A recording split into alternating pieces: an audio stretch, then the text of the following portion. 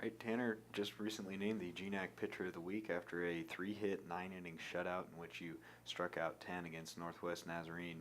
Really looked like you had command of all your pitches there. The slider was really working and you were able to keep them off balance. Yeah, all my pitches were there. It was working really well, and I also had a wonderful defense behind me that day, and just really was looking forward to, and especially the offensive cushion that was given to me, and everything really kind of fell into place for that to happen. So it was really nice and worked really well. When you're out there pitching and you get a lead like the one that you had and the bats are hot behind you, how does that alter your mindset and give you more confidence? It absolutely ups my confidence a ton. It just allows me to pitch with a lead, go out there, throw to contact, not have to worry about guys reaching base or anything like that.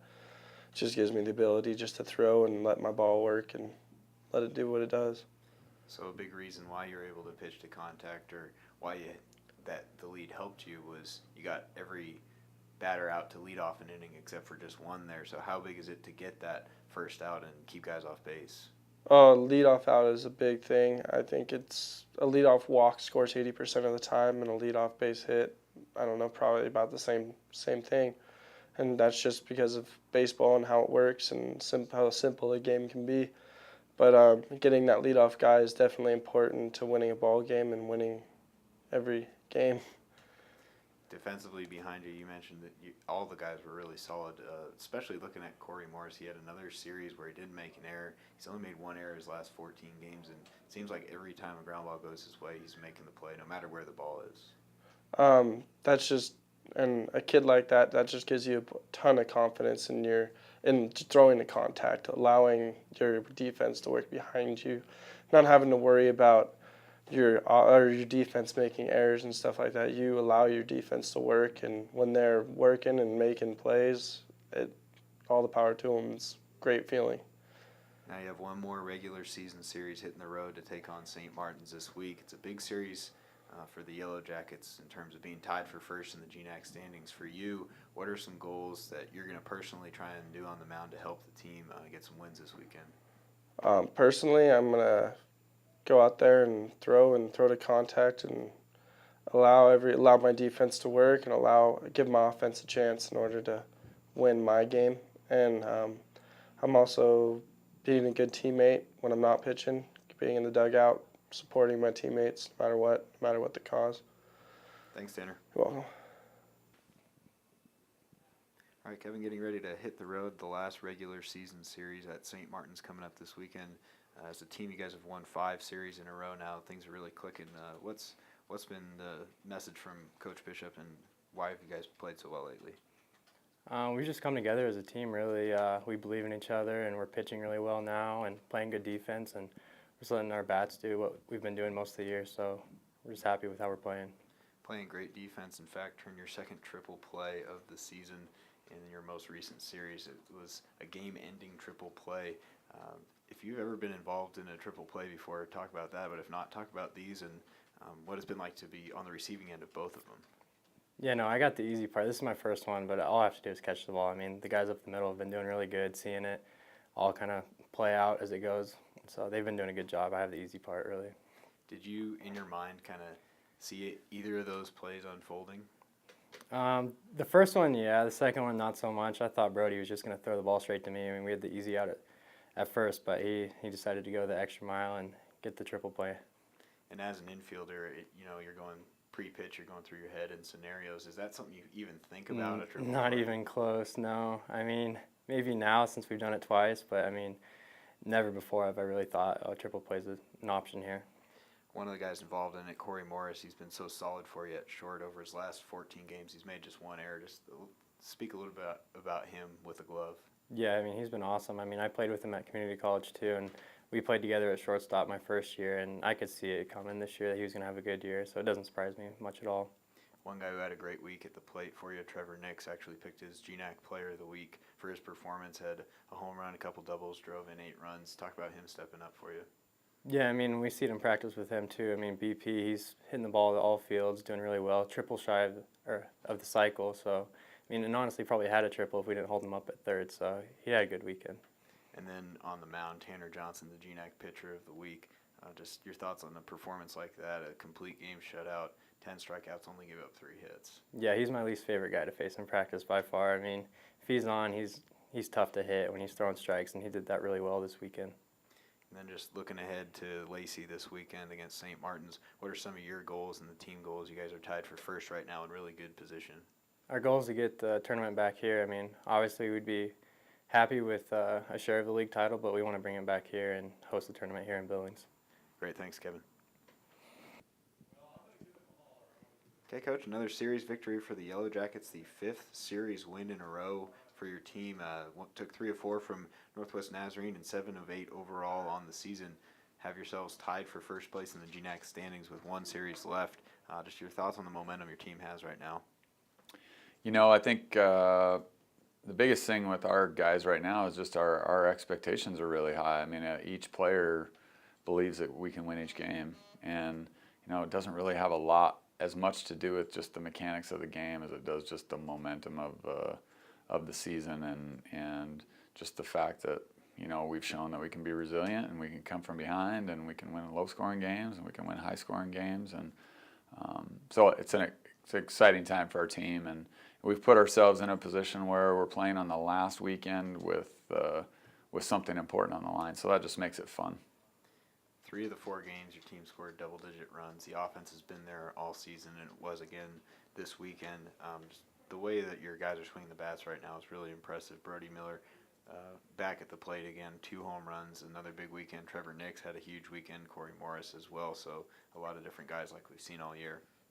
Yeah, I think, you know, having it be different guys each weekend is just kind of part of our mantra. We need it to be that way because it's just so difficult in a game like this to have the same 2 or 3 guys stay hot for the whole year. I mean, on any given weekend, you're going to have 2 or 3 guys that are hot, hopefully, and 2 or 3 guys that are just doing their job, and then you're also inevitably going to have 2 or 3 guys that are struggling a little bit, and you just hope that they can contribute defensively or contribute on the bases or, you know, at least move runners with their outs. So the weekends where we've had, you know, a higher percentage of guys hot, then we scored a ton of runs, and there's also been a few weekends where we haven't had anyone really locked in, and we've figured out a way to win those games too, or win enough games in those series. So we just, you know, just trying to find a way. A lot of intangible things that don't get measured in stats, I feel like are happening and have happened in the last 5 weeks.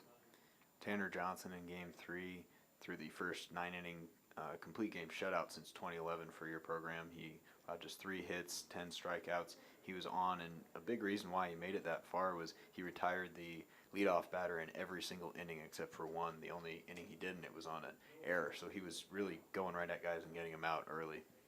Yeah, when Tanner's good, he's just aggressive, and he has a lot of natural life, and he's a deceptive guy to hit off of. I mean, he has very good stuff, but it's deceptive in that it's hard. You know, hitters don't get a great look out of the hand. And this weekend, he had really good velocity early, and he had a really good slider early. And I felt like after he got through the order twice, he just was really in a groove and kind of believing in himself, and threw strikes right down to the very end. Jake Mills also with a good performance on the mound this time in relief. He really stepped up for you as well. Definitely. You know, we've kind of gone with a lot of different bullpen guys for short stints, and Jake, we asked him to throw 3 innings on that first day, and it was a huge spot for us, pitched out of a tough jam. It was definitely a bridge guy that we needed to get us more than an inning there, and he allowed us to have the bullpen for day 2, which we didn't end up, you know, really needing with Tanner, but it just put our team in a lot better spot. And obviously going into the last day, you know, with a sweep on the first day, you know, just helps you to relax and sleep a little bit better and be prepared to come to the park. Some of those intangibles that you guys are doing really well, and particularly Corey Morris, come on defense. He has only made 1 error in his last 14 games. He's been a rock for you up the middle at shortstop, and even at the plate, he's hitting .360 on the season. So talk about his effort here in his first year with the team. You know, Corey's been really good. He just plays the baseball in a hard-nosed way. When you watch him and you watch his tools and his skills, I mean, he's not the kind of guy that's going to make your eyes pop out and say wow in any one area, but he's just really solid. You know, the thought the play that comes to mind for me is in a tie game against Western Oregon. He gets a bullet in between hop bullet hit at him, and he just chests the ball up and picks it up and throws the guy out. So many guys will try to make a finesse play on that ball and have it go into the outfield or not be able to make that. To me, it's a 1 in 10 play, and he just chose the toughness route, and he made a couple plays like that in the course of that game, in the course of that series. But that's just who Corey is and how Corey is. He competes as hard as anyone. He expects a lot from himself, and I think because of that, the guys around him play harder too. Looking forward to this week. You guys are on the road at the close of the regular season, a huge 4-game series at St. Martin's, tied for first in the GNAC standings, but Western Oregon with the tiebreaker over you, a 5-3 season series edge. So just talk about what your message is to your team for this weekend and the importance of these games. Well, I think our veteran guys fully understand how tough a team St. Martin's is, especially at home and especially late in the year. They came to our place last year, really needing to do something down the stretch and beat us 3 out of 4 at our place. And that's something that sticks in my mind. They are always tough on us, and they always compete hard. They beat Dixie 2 out of 4 last weekend. They had a tough series with Central this past weekend, and they've been pitching very well. And I just expect a battle. So the message really to our guys is that we just need to focus on each game. There's nothing we can do to control the Western NNU series, even though that impacts our outcome. We just have to stay in the moment and not get ahead of ourselves, and just continue to play hard and play the best that we can and stay together and hope that that's enough, that the result at the end is what we want. Thanks, Coach. Thank you.